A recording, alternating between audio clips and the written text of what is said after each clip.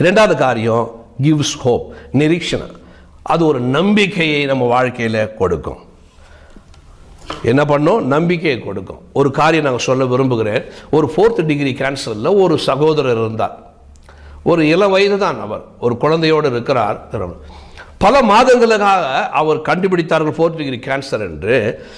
அது ஒரு 5-6 மாதம் யாருக்கும் சொல்லலை. அதுக்கு பின்பாக அவருடைய மனைவி என்ன பண்ணாங்க, நம்ம சொல்லுவோம், நம்ம வீட்டில் ஊழியக்காரங்க இருக்கிறாங்க, சொல்லுவோம், எல்லாரும் சேர்ந்து ஜெபம் பண்ணுவோம் அப்படின்னு சொல்லி குரூப்பாக ஜெபம் கான்ஃபரன்ஸ் காலில் ஜெபம் பண்ண ஆரம்பித்தோம். எவ்ரி ஈவினிங் 6 மணிக்கு ஜெபம் பண்ண ஆரம்பித்தோம். அவருடைய வாழ்க்கையில் அற்புதமாக நடந்தது. பாருங்கள், அவர் வருவார், அவரும் ஜெபம் பண்ணுவார், படுத்துக்கொண்டே ஜெபம் பண்ணுவார். அவருக்கு பயம் இருக்கும், அந்த ஜெபத்தில் நம்பிக்கை இருக்காது. அவருடைய பேச்சில் வார்த்தையெல்லாம் பயங்கரமே இருக்கும். டாக்டர் என்ன நல்லா பார்த்துக்கணும், டாக்டர் சரியாக பண்ணணும், டாக்டர் டாக்டர் டாக்டர்னுவார். நான் இதுவே இருக்கக்கூடாது, ஜெபம் பண்ண தெரியாது. சொல்கிறாங்க, சர்ச்சுக்கு போகும்போது கூட அவர் பைபிள் கூட எடுத்துன்னு போக மாட்டாராம். அதனால் பைபிள் படித்ததே இல்லை, ஜெபம் பண்ணதே இல்லை.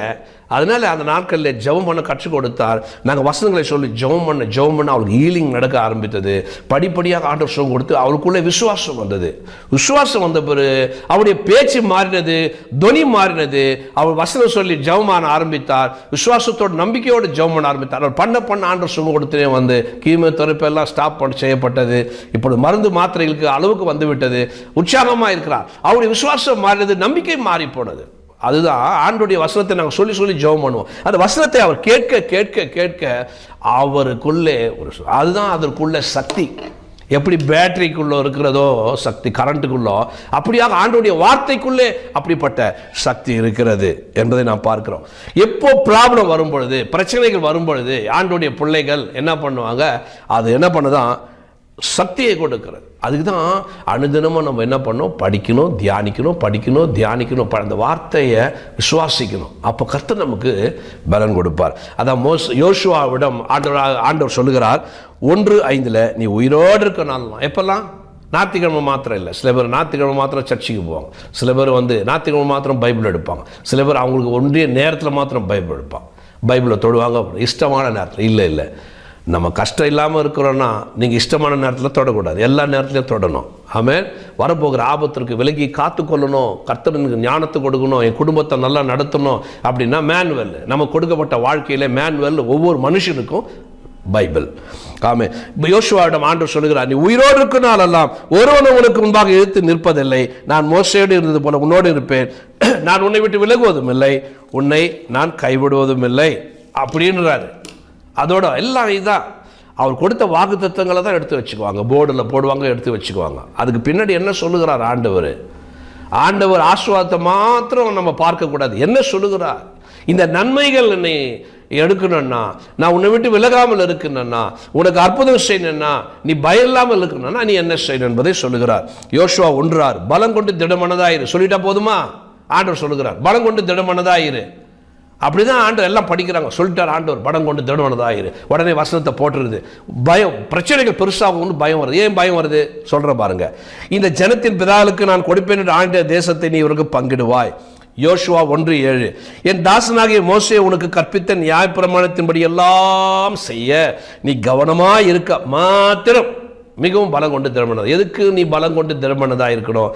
அந்த வேத வார்த்தைகளை படித்து அதன்படி செய்ய நீ பலம் கொண்டு திடமனதா. நான் இதன்படி தான் செய்வேன். மனுஷன் சொல்றபடி நான் கேட்க மாட்டேன், இந்த உலகத்தார் சொல்றபடி நான் கேட்க மாட்டேன். வேதம் கர்த்தர் என்ன சொல்கிறாரோ, வேதமே கர்த்தர் என்ன சொல்கிறாரோ அதன்படி தான் நான் செய்வேன். அப்படி என்று ஒரு திட மனசோடு ஒரு வைராக்கியத்தோடு எவன் செய்கிறானோ, நீ போகும் இடமெல்லாம் புத்திமானாய் நடந்து கொள்ளும்படி அதை விட்டு வலது பக்கம் விலகாது இருப்பாயாக. அப்போ புத்திமானாய் உன் வாழ்நாளெல்லாம் நடக்கணும்னா என்ன பண்ணணும்? அவருடைய வார்த்தையின்படியே நடக்கணும். ஆமென். புத்திமானாய் நடந்து கொள்வா. இதுதான் முக்கியமான வசனம். யோசுவா 1:8 பாருங்க.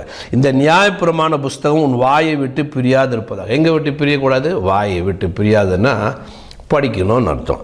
இதில் எழுதியிருக்கிறவர்கள் எல்லாம் நீ செய்ய கவனமாக இருக்கும்படி இரவும் பகலும் அதை தியானித்து கொண்டு. அப்படின்னா படித்து அதை தியானித்து மனசுக்குள்ளே ஏற்றிக்கணும், இதயத்துக்குள்ளே மனசுக்குள்ளே ஏற்றிக்கணும், இதயத்துக்குள்ளே வைத்துக்கொள்ளணும், அதை திருப்பி சொல்லணும், விசுவாசிக்கணும்னு அர்த்தம். அப்பொழுது நீ உன் வழியை வாய்க்க பண்ணுவாய், அப்பொழுது புத்திமானாய் நடந்து கொள்வார். அப்படி எப்படி புத்தி வரும்? இந்த உலக புத்தி அல்ல. இந்த உலக புத்தினால எதையும் சாதிக்க முடியாது. கொஞ்சம் அளவு தான் சாதிக்க முடியும். தேவன் என்ன பண்ணுவார், அளவு மனுஷனுக்கு தெய்வீக ஞானத்தை கொடுப்பார், புத்தியை கொடுப்பார், சரியான தீர்மானத்தை எடுக்க. ஒரு தேசமே கலங்கி இருந்த போது யோசேப்புக்கு ஆண்டவர் புத்தியை ஞானத்தையும் கொடுத்தார்.